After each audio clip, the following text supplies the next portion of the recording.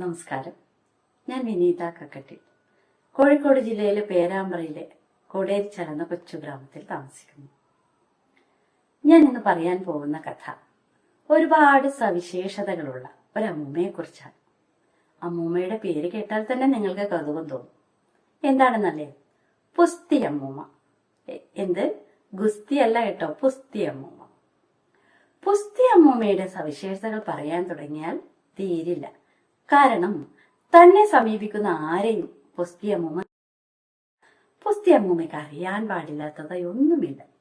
അറിവിന്റെ എല്ലാ മേഖലകളും പുസ്തി അമ്മൂമ്മയ്ക്ക് സ്വന്തം. കഥകളും പാട്ടും കവിതയും പഴഞ്ചൊല്ലുകളും ശാസ്ത്രകഥകളും എന്ന് വേണ്ട എല്ലാമില്ല. പക്ഷെ ഒരു കാര്യമുണ്ട്, അക്ഷരാഭ്യാസമില്ലാത്തവരെ പുസ്തി അമ്മൂമ്മ അങ്ങോട്ട് അടുപ്പിക്കുകയില്ല. മാത്രമല്ല, അക്കാലത്ത് ജാതി വ്യവസ്ഥിതി നിലനിന്നിരുന്നു. താഴ്ന്ന ജാതിക്കാരെന്ന് മുദ്ര കുത്തപ്പെട്ട പാവങ്ങൾക്ക് അതുകൊണ്ട് തന്നെ പുസ്തി അമ്മൂമ്മയുടെ കഥകൾ കേൾക്കാനൊന്നും ഭാഗ്യമുണ്ടായില്ല. അവരാകട്ടെ അതിനൊരുപാട് ആഗ്രഹിച്ചിരുന്നു. അക്കാര്യത്തിൽ പുസ്തി അമ്മൂമ്മയ്ക്കും സങ്കടമുണ്ടായിരുന്നു. പുസ്തി അമ്മൂമ്മയാകട്ടെ ഒരുപാട് മഹാന്മാരുമായി അടുത്ത ബന്ധമുള്ള ആളായിരുന്നല്ലോ. അതുകൊണ്ട് തന്നെ പുസ്തി അമ്മൂമ്മ ഈ മഹാന്മാരുടെ സഹായത്തോടെ ജാതി വ്യവസ്ഥിതിക്കും അടിമത്തത്തിനും വർണ്ണവിവേചനത്തിനും ഒക്കെ എതിരായി പൊരുതി മുന്നേറി. അങ്ങനെ വിദ്യാഭ്യാസം എല്ലാവരുടെയും അവകാശമായി മാറി. അങ്ങനെ പുസ്തി അമ്മൂമ്മയെ കാണാൻ ഒരുപാട് ആളുകൾ എത്തിച്ചേരാൻ തുടങ്ങി.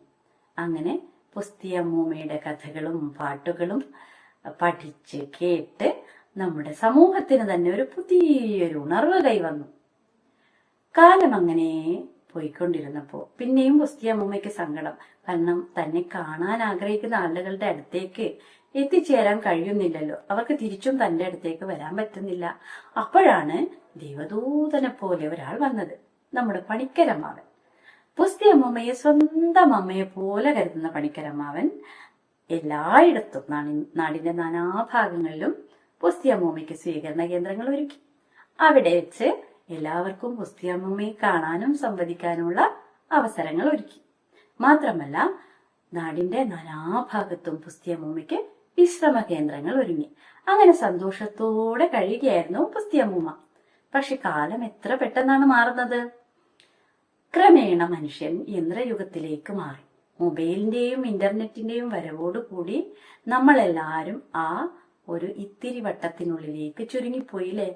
അങ്ങനെ തിരക്കിനിടയിൽ ആർക്കും പിന്നെ പുസ്തി അമ്മൂമ്മയുടെ കഥ കേൾക്കാനും പാട്ട് കേൾക്കാനും ഒന്നിനും നേരമില്ലാതായി. പാവം പുസ്തി അമ്മൂമ്മയെ ആർക്കും വേണ്ടാതായി. പക്ഷേ അപ്പോഴും പുസ്തി അമ്മൂമ്മയെ ഒരിക്കൽ പരിചയപ്പെട്ടവർക്ക് പുസ്തി അമ്മൂമ്മയെ ഉപേക്ഷിക്കാൻ പറ്റില്ല. കാരണം യന്ത്രങ്ങൾക്ക് വികാരങ്ങളില്ലല്ലോ. യന്ത്രങ്ങൾ നൽകുന്ന അറിവ് പോലെയല്ല.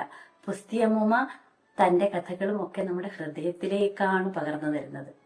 അങ്ങനെയുള്ള ഒരുപാട് നല്ല മനുഷ്യർ പുസ്തി അമ്മൂമ്മയെ തന്റെ പ്രതാപകാലത്തിലേക്ക് തിരിച്ചു നടത്താൻ വേണ്ടി പുസ്തകോത്സവങ്ങളും അന്താരാഷ്ട്ര പുസ്തകോത്സവങ്ങളും അങ്ങനെ പലവിധ ആഘോഷങ്ങളും നടത്താൻ തീരുമാനിച്ചു.